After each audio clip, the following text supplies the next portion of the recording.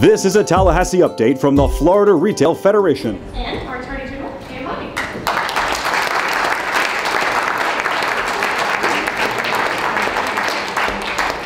I'm so grateful to share with you some of the things that we have been doing and that we plan on doing to help you.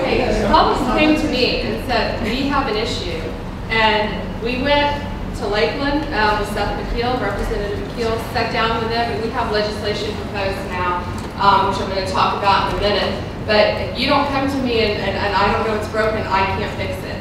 Target and Walmart. Marlon Suarez, a habitual felony offender, had a boosting ring where he would steal loads of merchandise and he would resell it by his father at flea markets, and his girlfriend would sell it online. Walmart and Target, they allowed us to use, they allowed us with law enforcement to electronically monitor the thefts in their stores. So we were able to find a loss amount of almost $200,000 in less than 2 months. The boosters went to jail and prison, while Suarez is doing a nice 15 years in prison as a habitual felony offender with restitution to pay when he gets out and goes on probation. Thank you. And thanks to my great Office of Statewide Prosecution. We also have a number of pending cases. Home Depot. Thieves are using fraudulent credit cards. I know you're all familiar with this. They're using fraudulent credit cards. They're buying the gift cards. They're switching the UPC labels. Or they're simply buying an item in a large box, filling it up with all kinds of other expensive merchandise. And online fraud is becoming so increasingly easy to commit with fraudulent credit cards. That's a pending case, so I can't say too much more about that. Dillard's, Sears, JCPenney, and Kmart.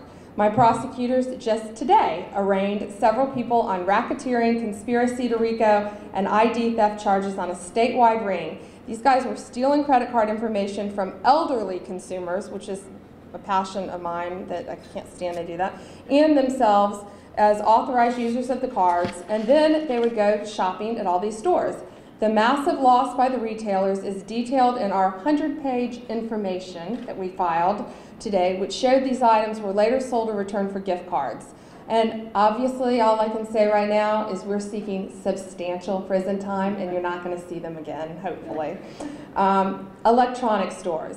I can't go into much detail because this is ongoing, but it's huge, it's expansive. Electronic thefts and burglaries, as you all know, they're becoming extremely sophisticated. And one of the things as being a prosecutor for so long and now Attorney General is you got to keep up with technology. And we are.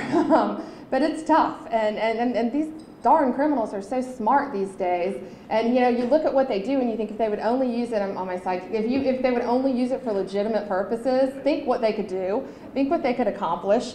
But with the electronic stores, I anticipate a significant announcement on these cases in the very near future, so be looking for that. Law enforcement, they often come to us as these rings are operating over large geographical areas, and we have the ability to hit them with RICO, as I said earlier. Bobby Joe Staley, he's an habitual felony offender. He was hacking computers to obtain fraudulent credit in Palm Beach, Broward, and Dade County. Those 3 counties for years, stealing over $100,000 in under 3 months from Home Depot and Citibank. Usually, our friends at the state attorney's office could only file theft charges until a Broward detective asked if we could make a bigger case. And that's where we come in. And again, we have great prosecutors. Of course, we love Kathy Rendell in Dade and Broward, and now my friend Dave Ehrenberg is the state attorney in Palm Beach. But what's happening is they have to stay within, and he is my friend. I don't know if you know that. I am, okay, I hired him. Okay, you laugh. He was my opponent and I hired him. Anyway, the state attorneys are limited to their county. So what we do, my statewide prosecutors, we come in and make multi-jurisdiction cases, and that's where we can get substantial prison time instead of probation or house arrest, because we can make such larger dollar amounts, because this is organized crime at its worst. So we're committed to continuing on with that, and I can tell you we are seeking a lot of prison time for Mr. Staley right now. But my office knows that as retailers, you struggle every day, and we get that. And the privacy, to protect the privacy of your customers, and we know how important it is to stay ahead of the enormous problem of identity theft.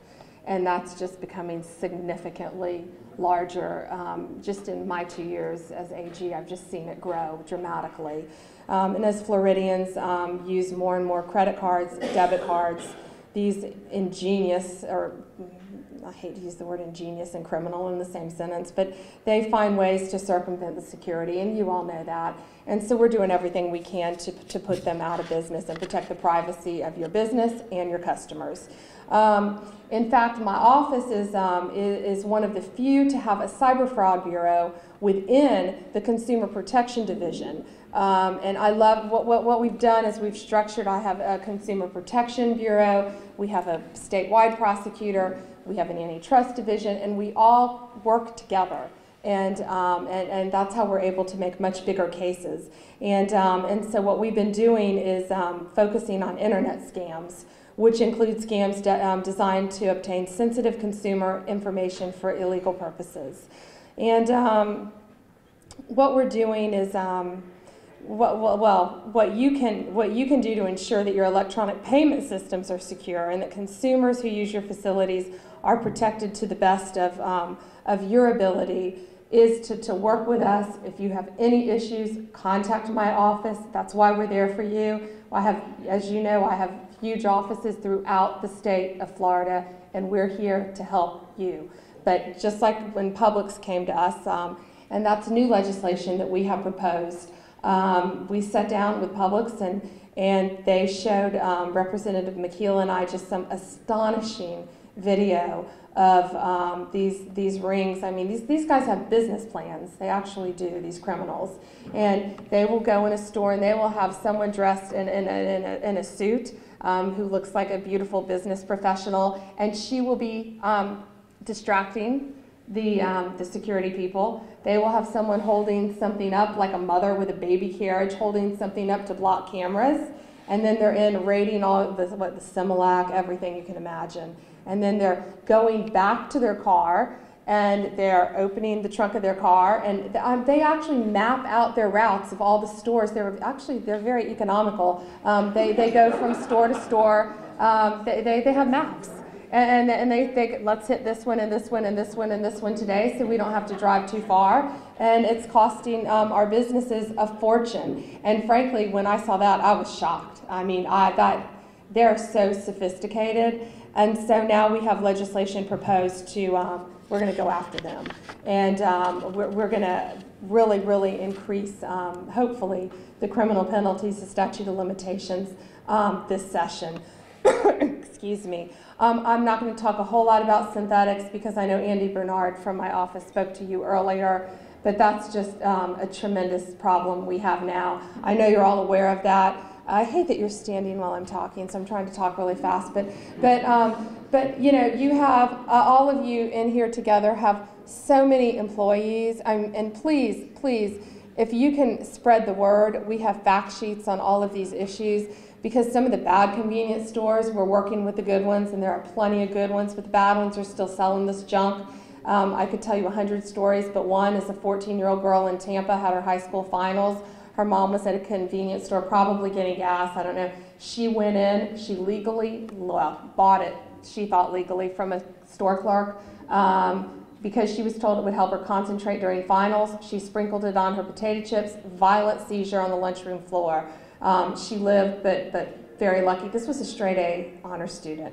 So parents need to be educated. Their target range is between ages 12 and 17, but now, and this is what infuriated me when I just signed an emergency order outlawing an additional 22 substances, they're targeting our kids between 12 and 14. The oldest packaging used to be K2, Spice, scantily clad women on packages. Now it's Scooby-Doo.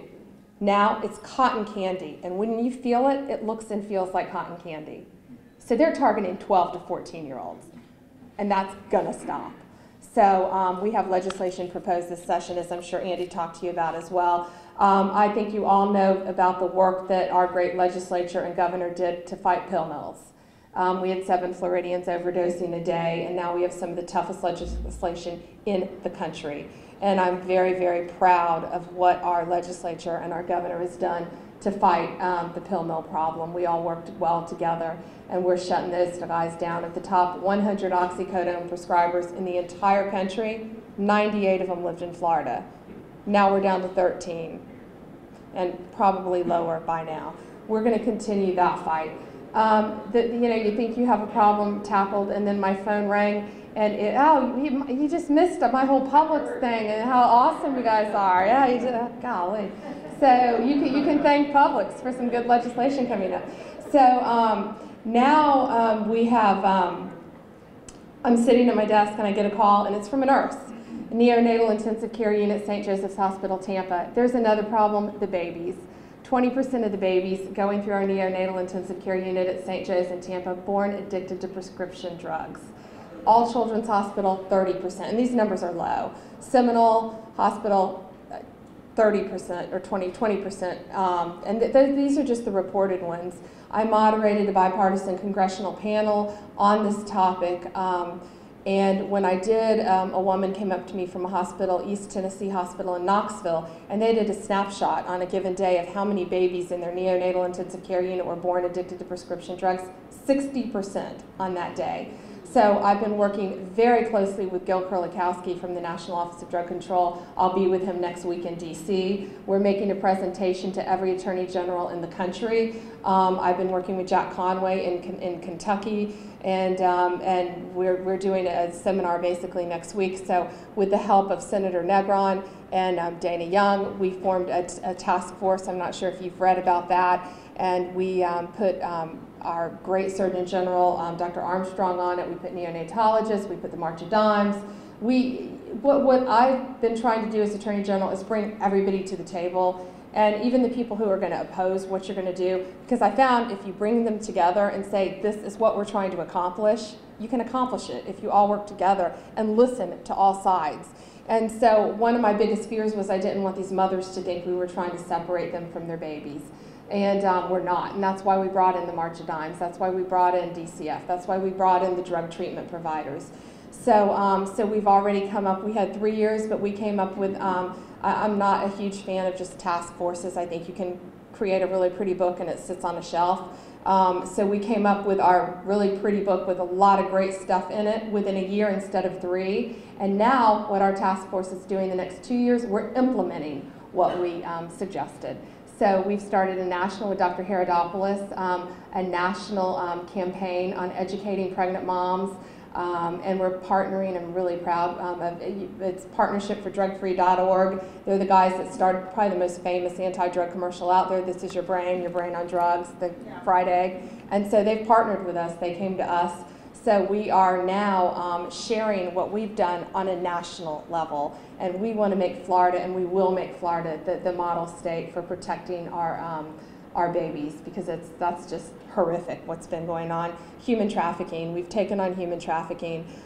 We had tougher laws last session, and we're so proud of the work that they've been doing in South Florida, Kathy Rundle's office, Christie House, all over the state to combat human trafficking. And so now we have tougher laws on that as well. And you don't want, it's so ugly, you don't want to believe it, but it's happening. And you have young girls, women who are just enslaved and forced into the sex trade.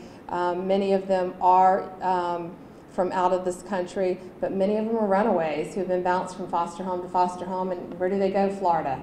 And so we're doing everything in our power to stop that as well. The BP oil spill.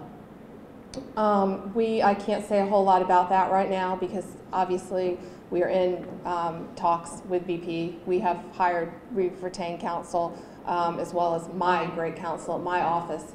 And all I can say is that right now they don't want to concede that our entire state was affected by this oil spill. We're a tourism state.